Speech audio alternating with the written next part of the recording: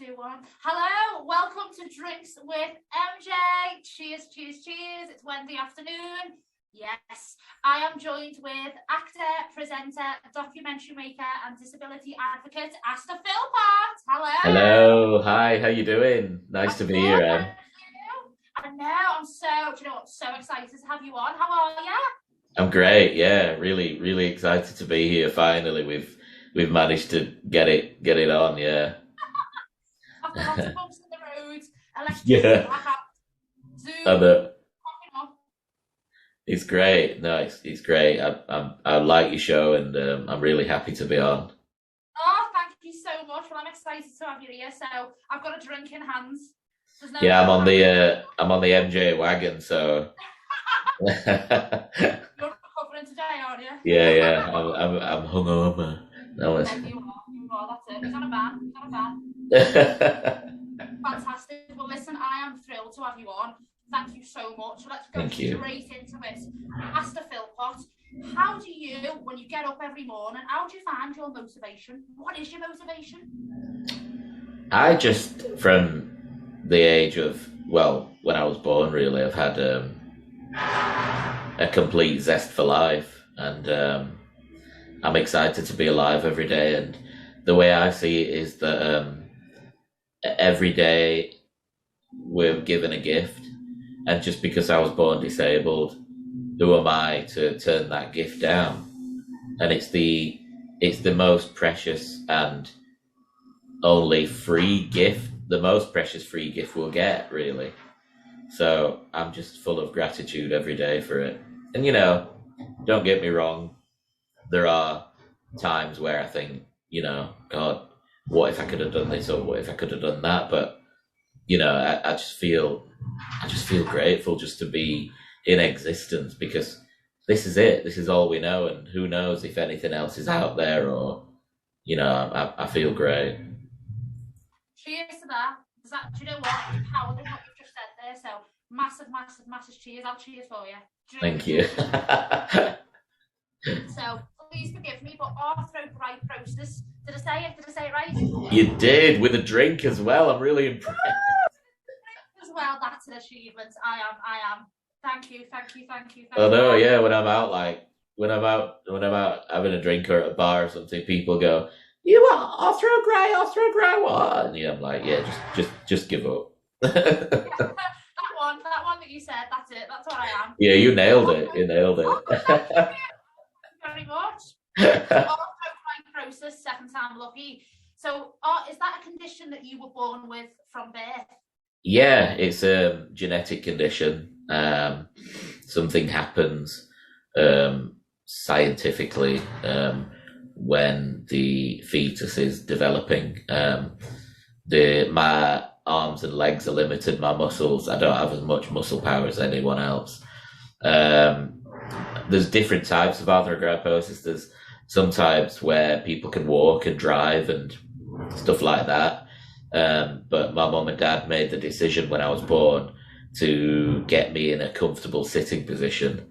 So yeah, I love it. Like I almost wear it like a badge. Like yeah, I've got arthrogryposis, man. I love it. That's the best way to be. Like I'm dyspraxic. Um, Yeah, Dyspraxia. It's the same what you were saying before with arthrogryposis. I Dyspraxia. When I say it, people are like, "What? Like, how do you say that? What is it?" yeah, It's like because there's other like conditions that just like slip off the tongue, like dyslexia, ADHD. yeah. Dyspraxia is also one of them conditions that is so complex. Like, there's not just a sentence that's describes it. No, it goes a lot deeper, doesn't it? My partner has dyspraxia as well, so I know it well. It's one to get your head around, but once you know it, you're like, now, because me and my partner have been together for nearly 4 years. If I trip over something or I cut my hand chopping something, he knows. He's like, it's just it's that. So Yeah. story I'll tell you later on in the show when we first got together involving this about dyslexia, but we'll go from there. So I totally know about like these conditions that people don't Yeah. know about. They don't Well, really know about, and it's so on a important. fairly on a fairly recent date, me and my partner were walking to the pub, and she fell down a hole in the road. I was like, shit. But she was all right, and it's because of that. So like, it's just adapting to anything, really, isn't it? Yeah, absolutely. What is your challenge, Asta? Your biggest challenge every single day? Probably to get people to see me as they see every other human being. In that, just don't see the wheelchair first, because you have a lot of, oh, are you having a nice day? And um, oh, it's great you're having a day out, isn't it? And it's like it's almost like sometimes living in a parallel universe. So my aim and mission in life is to just say to people, look, I've got the same heart and I'm breathing the same as you, and there's absolutely no difference. I see the same, I taste the same, and that's basically my mission every day. And I find that it's got better. It hasn't got completely perfect, but I'm not one of these people who rant on about it either all the time, this problem or that problem, or this person sees me as this, because if you're doing that, then you're not actually living life. Like, and you almost become ostracized. You almost become self-ostracized. And I don't want to do that. I just want to be, you know, in the incredible universe that we're in. Because a lot of people don't see it. A lot of people just don't see that, you know, well, yes, it's nice to look forward to a holiday. Yes, it's nice to look forward to this. Or it's nice to look back on that, or it's nice to look back on this. But at the end of the day, all we've got, MJ, is the moment, you know. And you hear a lot of people saying, "Oh yeah, live in the moment," but do they actually know how to live in the moment? Because it's a skill.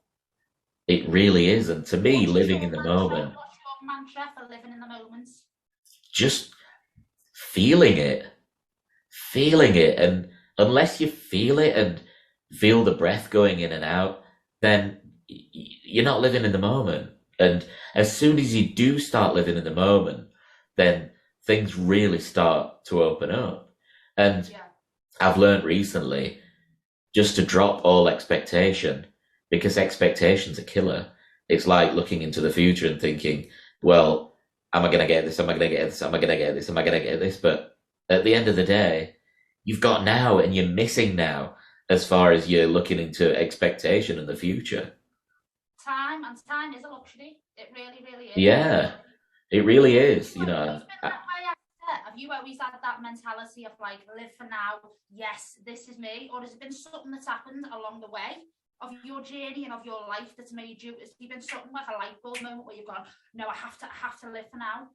No, I've always had it, always, and I think that's a lot to do with my parents, because they're really they're really open minded and loving, and I've never known such open minded parents, to be honest, and I think they've helped with that a lot along the way. But I've got a vision, and that vision is to enjoy life.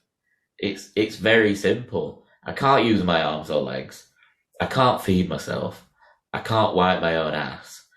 But I get to wake up every day and be.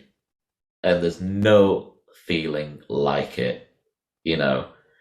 And I think the thing that starts to bother me is when people don't think I can achieve what I can, or don't think I can be, because in my heart, I can, you know. Thank you.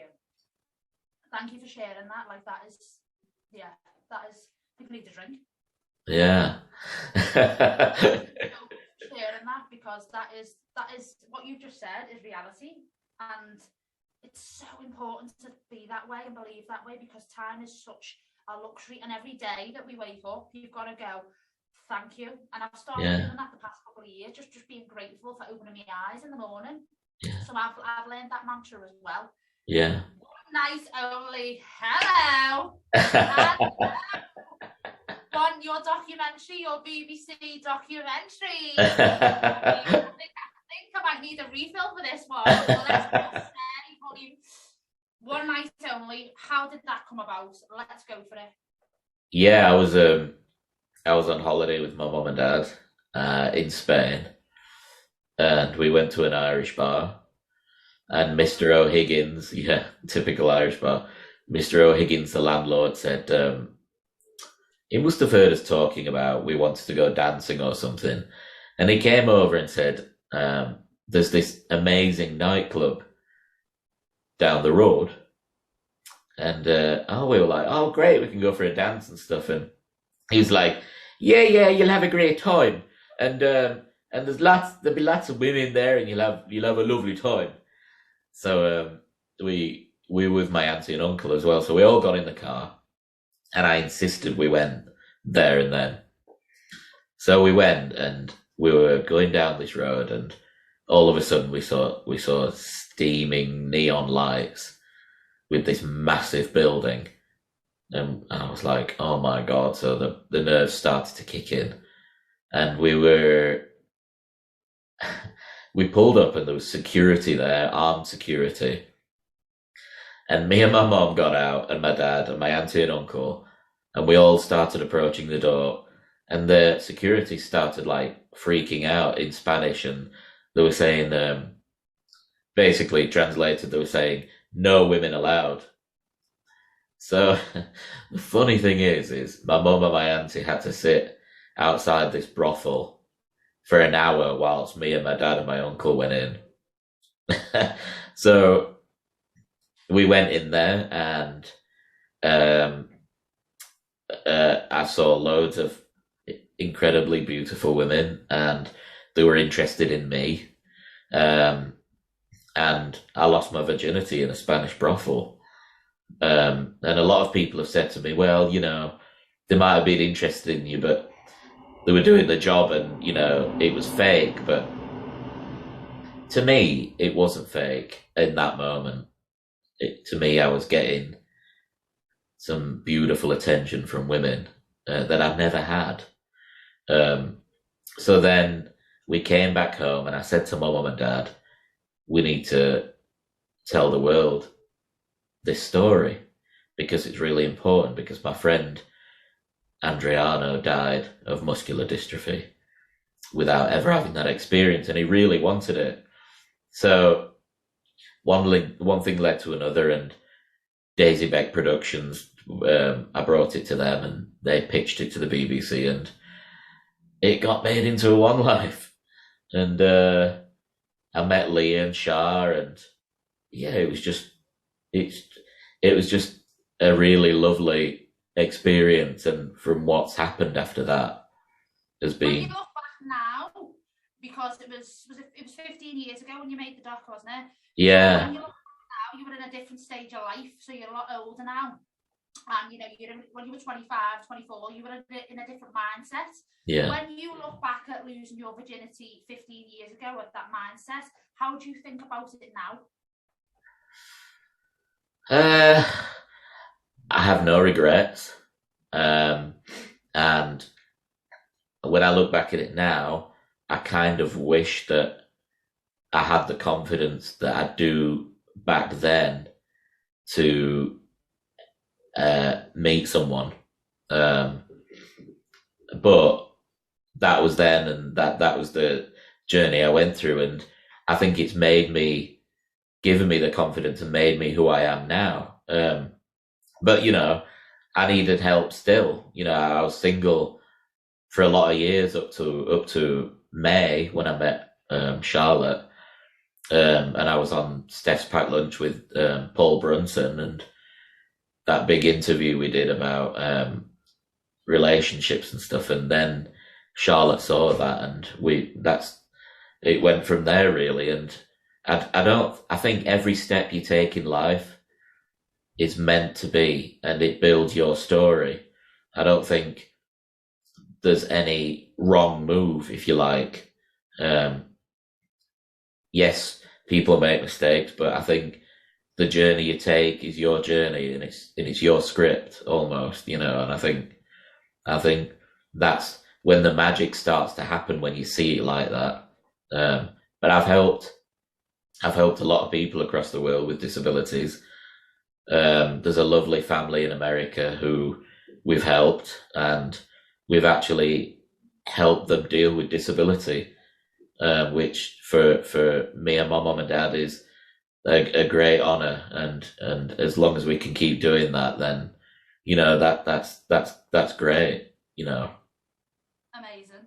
Honestly, I'm gonna drink to that because that is something special what you're doing, and it's something people think of, but they don't really take action to. And then you said that in the documentary, you're like, it is controversial, it is out there, it is like, you know, a bit taboo, but people think about it, and this does go on, and this does happen. Power to that, absolutely. Cheers to that. Thank you. Yeah, the amount of times, you know, I've been asked to do a documentary after that, and then a Belgian production company got in touch with us and asked if they could make a remake of the documentary, and that was made. It was called Hasta la Vista by an incredible production team and producer Mariano in Belgium, and it's just keeps going on and on and on, really, because it's like you say, that it gets talked about, and I don't think it'll ever stop getting talked about, to be honest, because unfortunately, it is a taboo, and I think it'll carry on being a taboo because people can't quite get their heads around someone with a disability having sex. And how are you so nonchalant about that? Like, does it hurt you? Does it affect you? Or are you just like, well, I'm going to do it anyway, and I'm going to make it happen? Yeah, I mean, people think what they think, don't they? I think, you know, I do it, and, you know, I'm able to have sexual relations, and luckily I don't have to look for it anymore because I've got my partner, Charlotte. So it's but you know, for someone with a disability wanting that experience, then I don't see how anybody can sit in the seat of judgment looking at someone like that. I really don't. And you know, I'd say it to the face, because it's the person with a disability is living on a completely different level with a completely different level of difficulties in their lives. So, you know, that shouldn't even come into it. You know, and I know there's moral things around prostitution and stuff and what I did, but you know, I'm still friends with a lot of escorts. So I think, you know, I know there is a lot of underground dark world around it, but there's also a very good network around it, and actually people making money and paying the taxes and helping their family. So there's two sides to stories. Isn't it always? Exactly. It's easier to judge from looking out than to actually walk a few miles in another person's boots. Absolutely. So cheers to that. Absolutely. Thank you. Cheers. Cheers to that. Absolutely. I'm swigging this for you, Asta. Don't Oh my God. You'll be more drunk than me. I'll drink it for you. That's the setup, isn't it? So when the documentary come out 15 years ago, what was your reception? Mine and Char's reception was really, really great and positive, and we had people coming up to us in the streets and stuff. Lee's reception wasn't so good. There was a scene in the documentary, a section where me and Lee talked about leather and kink and stuff, and I think that got taken the wrong way because Lee got a lot of hammer after that. What do you think that was? I just think people thought he was creepy or a perv but it couldn't have been any different. Lee's the most lovely human being I would ever meet. He's a really, really lovely guy, and he's married now, actually. But I think when we go back to, like you said, people are quick to judge, and it's easy to judge, and I just think it was that, the whole troll mentality, and without actually seeing the bigger picture. So he didn't have a good experience off that, but overall, the documentary went down really well, and it's almost cult now. Whenever I I go, thought you came across really well in the documentary. Thank I you. thought you were so real. I thought your mum and dad were absolute legends as well, that they are. So non-judgmental, so true, so in the moment. So you can definitely see where that mantra's paid off through your family. And your mum and dad come across really well as well, and in such a positive light. Yeah, they're great. Fantastic. They're great. They're really open-minded, and I don't think I'd have got this far without them, to be honest, without that open-mindedness. It really helps, because a lot of people with disabilities can't even speak to their parents about a lot of things, never mind sex or relationships. But even without a disability, though, sometimes it can be so hard to exactly. But in that situation too, yeah, and it's tough. And what you have on the show, and the way you all came across as a family, was so heartwarming and so lovely and just so warm. So it was a pleasant watch. It was like, I thought it was just like really open-minded and really current as well. So thank you. Really fantastic. So congratulations, absolutely. Thank you. What is next for you on the road of life? What are you going to be doing next? I'm dabbling with a bit of acting and presenting, so I've got myself an agent, so we'll see. But as far as if I can also keep doing my own media and helping people live in the moment and be happy and accept themselves for who they are, then that's my mission, MJ. That's where I'm at. But I'm ready to get into the bigger world now, on screen, and just spread the light a little bit more. Where do you want to be in 5 years from this moment, honey bunny? I'd just like to be. I'd like to do a little bit more acting, and I'd just like to still be alive and happy. Cheers to that. Oh my, yes. Absolutely. Cheers. Cheers to that. Down in one. So the acting and the presenting, have you always been a stagey person ever since you were little? Have you always been the absolute entertainer? Yeah, I've always done theatre, and I did a lot of plays at school, and I went to Performing Arts College in Rotherham. I've always been out there and performing and outspoken, and I just love it. I love being in front of the camera, and I just love I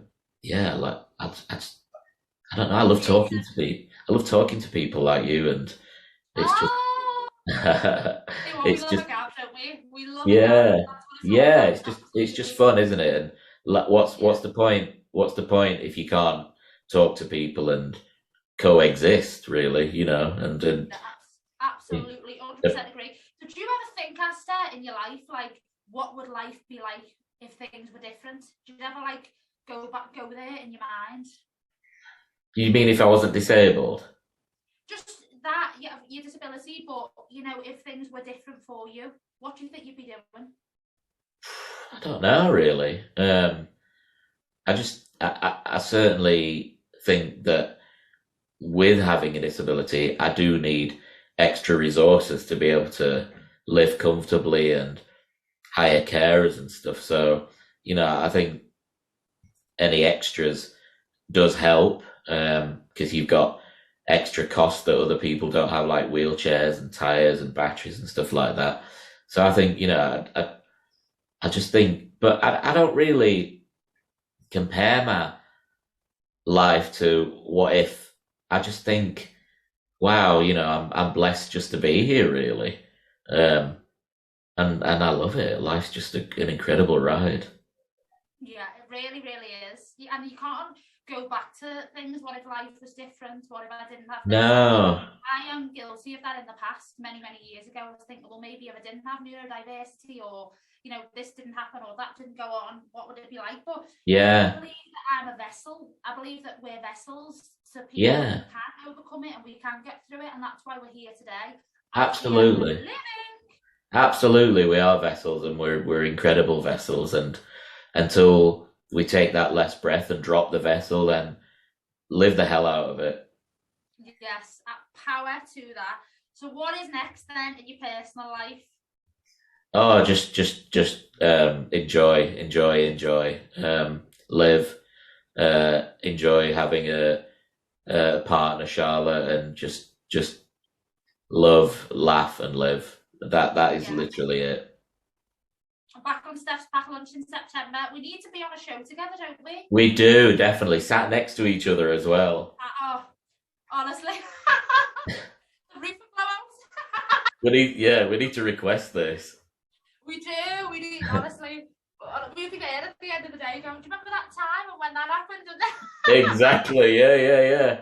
No, totally. Yeah. No, Steph's is fun. Steph herself is a beautiful person, and I'm looking forward to hitting the show again. It's fun. September, not long now. No. Asta, this has been fantastic. Thank you so much for having us with MJ. Honestly, it's been fabulous. Oh, love to you, MJ. Absolutely, it's been amazing. Oh, thank you, and thank you so much for coming on. Last question. We need a big gulp for this one. You ready? If you could pick 3 celebrities to call right now in your phone, who would it be? Ooh, to call right now. Oh God, that's tricky. Jesus. TikTok.